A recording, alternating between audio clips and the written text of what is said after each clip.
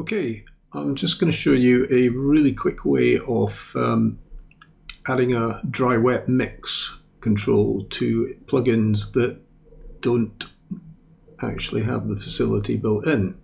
So what I've got, just happen to be using this reverb because although it does have a mix, you can't lock the value when you're switching through presets. So if I want it there, move preset, no, another preset. There's no means to lock this that I'm aware of. So what I can do instead in Ableton is create a rack and use the chain selector and fade between a dry and a wet signal. So I'll let you hear how it sounds, and then I'll show you how to actually create this rack from scratch. So we've got no reverb.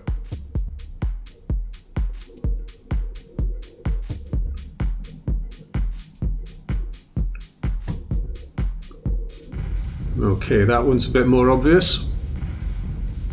And if I dial it back a little bit, okay, I can now go through the presets, and this rack is doing the dry-wet mix, so I don't need to worry about these. So the fact that this doesn't have a lock on it isn't a problem anymore. I can go through presets and set the level I want. Okay, you get the idea. So what I'll do is I'll do this on a new track. I'll just copy over the same sample, and first thing I'll do is I'll add the TSR just because it happens to behave this way, and then I will create a rack for it, instrument, an effects rack with Command G, and it defaults to having one chain, which is fine. So I'll create a chain. This one with the plugin on, I will rename wet, and this one with nothing, I will rename dry. Okay, nothing special so far. Click on the chains button, and we'll see we've got three little lines that we need to pay attention to.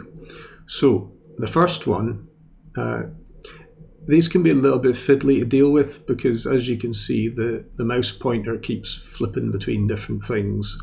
So what we want is this, looks like a closing bracket, and we grab that for the wet line all the way up to 127, and then we do the same for the dry line up to 127.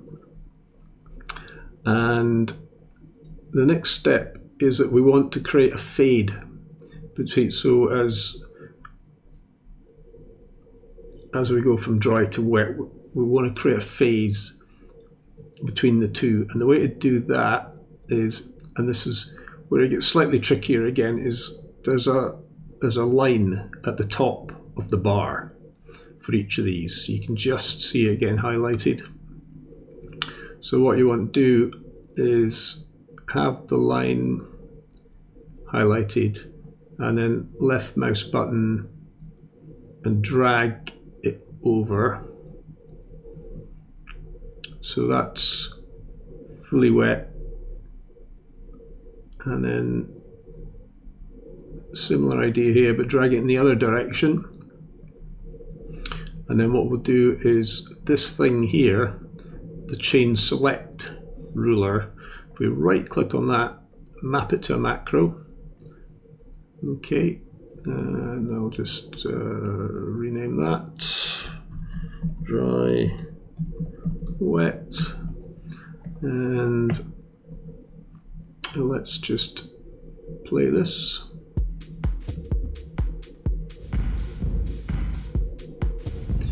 You see, as we move the macro, it moves this line, and this line is this one's fading from from minimum to maximum, whereas dry is going from maximum dry to minimum dry in this direction. So it nicely crossfades between those two values.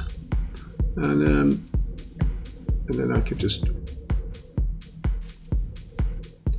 flip through these and still have a set level.